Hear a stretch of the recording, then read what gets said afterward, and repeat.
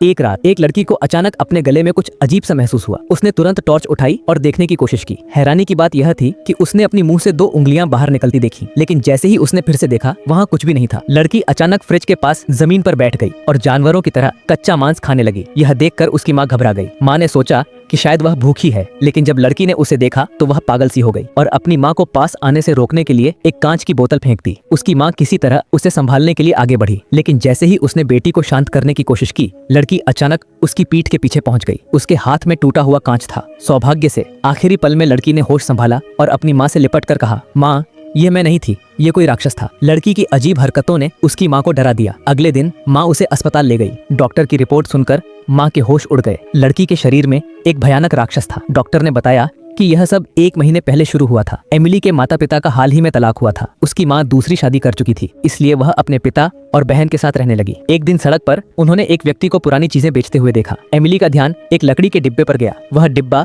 उसे बहुत आकर्षक लगा, लेकिन जब वह उसे घर ले जाने लगी तो एक बूढ़ी औरत जिसके पूरे शरीर पर पट्टियां बंधी थीं, उसे रोकते हुए चिल्लाया, यह डिब्बा मत लो। पता चला कि वह डिब्बा उसी बूढ़ी औरत का था, लेकिन एमिली ने उसकी बात नहीं मानी। उसे नहीं पता था कि उस डिब्बे के अंदर एक खौफनाक राज छिपा हुआ था। एमिली ने वह डिब्बा अपने घर ले लिया। उसने उसे ध्यान से देखा, लेकिन उस पर एक रहस्यमय पैटर्न के अलावा कुछ खास नहीं था। उस रात एमिली डिब्बे को और करीब से देखने लगी। इस बार उसने गलती से उसमें छुपा हुआ स्विच चालू कर दिया। डिब्बा धीरे धीरे खुला। उसमें केवल कुछ सूखे कीड़े, एक पुरानी अंगूठी और कुछ छोटे खिलौने जैसे सामान थे। एमिली को जिज्ञासा हुई और उसने वह अंगूठी पहन ली। फिर उसने डिब्बे को अपने पास रखा और सो गई। लेकिन उसे यह नहीं पता था कि उस लकड़ी के डिब्बे का शैतान अब उसके ऊपर हावी होने लगा है। अगले दिन उसके पिता ने उसे नाश्ते के लिए बुलाया, लेकिन एमिली डिब्बे को घूरते हुए बैठी थी। उसके पिता को लगा कि कुछ अजीब है, लेकिन जब उन्होंने उसे देखा तो वह सामान्य लग रही थी। नाश्ते के दौरान एमिली फिर से अजीब हरकतें करने लगी। उसकी आंखें स्थिर थीं और वह बार बार एक ही चीज कर रही थी। उसके पिता ने उसे रोकने की कोशिश की, लेकिन अचानक एमिली ने चाकू उठाया और अपने पिता के हाथ पर हमला कर दिया। हालांकि जल्द ही उसने खुद को काबू में कर लिया।